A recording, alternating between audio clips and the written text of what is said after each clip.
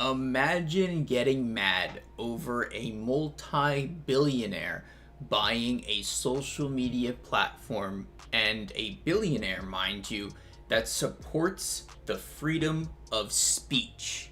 What's going on, everybody? Cryptix, and this is actually a pretty crazy story. I'm not surprised that mainstream media isn't covering it as much as they should be, but that's besides the point. Elon Musk is closing in on Twitter right now. Purchasing the company outright would be a crazy headline for tomorrow, but as it stands right now, Elon doesn't fully own Twitter yet. He only owns about a little bit over 9% of it. But there is a pretty interesting strategy that he's doing here. And before we get into the rest of the video, guys, just want to quickly remind you to drop a like. Let's aim for, I don't know, man, 60 likes on this video. I'm a small YouTuber. Every single like counts. And if you're new to the channel, hit that subscribe button. Let's just jump into it, man. All right, so Elon Musk has actually been, like, I guess, this guy that has a history with the SEC in the past with all of the crypto trading. You know, he hyped up Doge. It went up crazy in price over the past couple of years, maybe even few years. And it's just been a running meme with him, but he's actually, you know, been, I guess, reprimanded in some sort of way by the SEC in the past. So Elon's no stranger to this type of thing, but the way he's going about Twitter seems to be, at this point in time, pretty legal. I'm no expert or anything like that, but basically what he's been doing is purchasing shares of Twitter over the past few months, and he currently owns a little bit over 9% of it. Now, today, he filed an SEC filing, basically, you know, trying to purchase Twitter for $54.20 a share. And that's going for about $40 billion in terms of all of Twitter and its current value. But how did we get here? How did he get here? Well, he initially purchased that, 9% of Twitter, and basically, he was eligible to be on the board.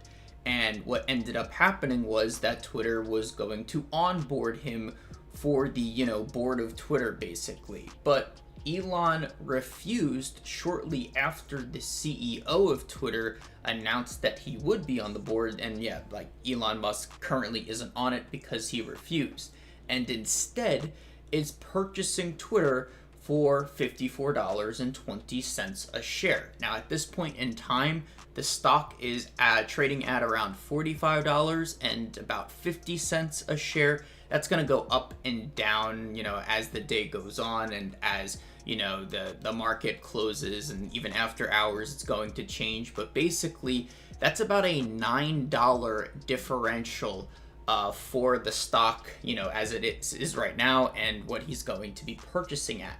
Now, the crazy thing here is that he wants to take Twitter private after he owns it, which would mean that shareholders really wouldn't be able to apply pressure on the company. And on top of that, Elon can basically do a majority of different things when it comes to, unblocking people from Twitter, just unbanning people outright that, maybe, I guess, did something with the Twitter guidelines in a negative way to cause them to be banned. But on top of all this, he can actually change the Twitter terms of service, which would be just insane for the platform, and I think personally for a positive way. Twitter over the past couple of years, especially when Dorsey stepped down from, being the CEO of Twitter, there's been a lot of political figures and just politics in general that have caused Twitter to not be viewed as that freedom of speech platform that it used to be. Now, on top of all of, the times are changing narratives and things like that, Twitter and, the board on top of that with, basically the terms of service being a little bit more strict, it's become this type of platform where you have to watch what you say in terms of politics, or you can be banned off of Twitter. A really notable one for me personally was a guy by the name of Dr. Robert Malone, who was actually one of the inventors of the mRNA technology that was used in a pretty well-known vaccine that we've been accustomed to taking, or we would lose our jobs for the past couple of years. And he actually was, calling out that it hasn't been accurately studied yet. There hasn't been, long-term studies, obviously, but also he was just very skeptical of the efficacy of the technology itself, and he got banned off of Twitter because, he was saying the things that he was saying, but again, he had proof to back it up, and a lot of different, I don't want to say experiments, but just overall data that he had to, kind of support his claim. But Twitter banned him. He then showed up on Joe Rogan's podcast like months ago, and, that podcast obviously got a lot of views, but that's besides the point, right? This would be a game changer for Twitter in terms of freedom of speech, in terms of speaking your mind, even if it doesn't fit the mainstream narrative or the political narrative, right? We should all have the freedom to think and say what we want, as long as it's not, the certain word that you can't say when you're on an airplane, right? But other than that, you should be able to voice your opinion, your concerns, and, if the left or right wing don't agree with your concerns, you shouldn't be banned off of a social media platform.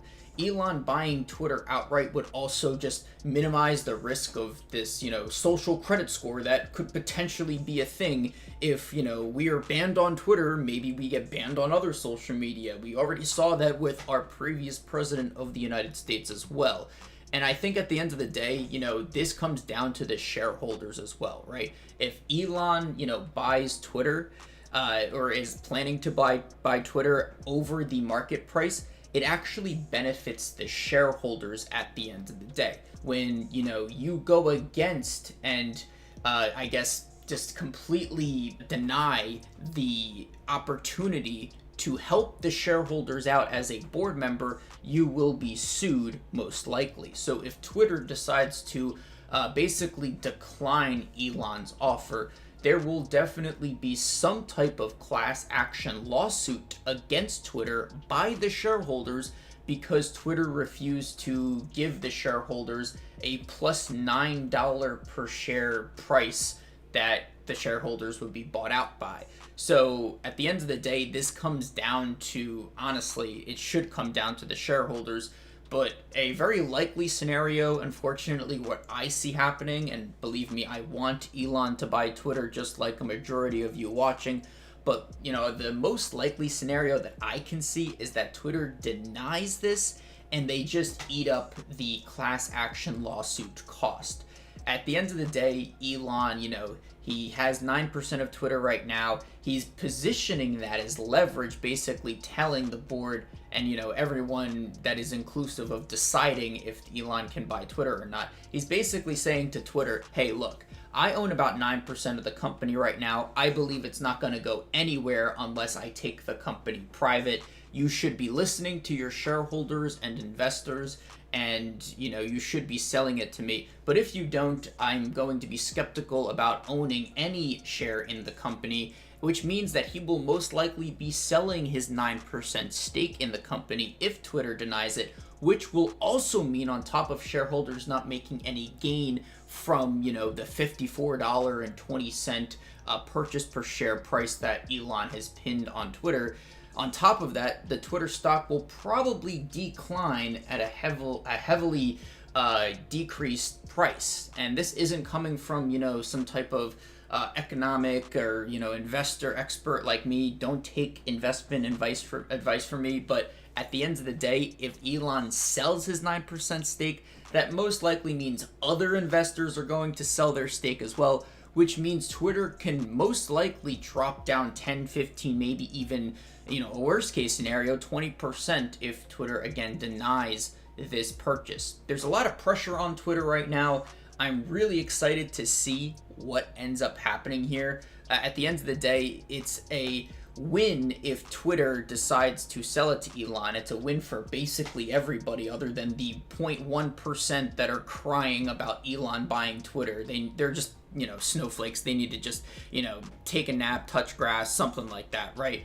But if they, sell Twitter, it helps everyone like Elon. It helps the shareholders. It helps the people that want to use the platform and don't want to be scared about getting banned if they don't fit a political agenda, right?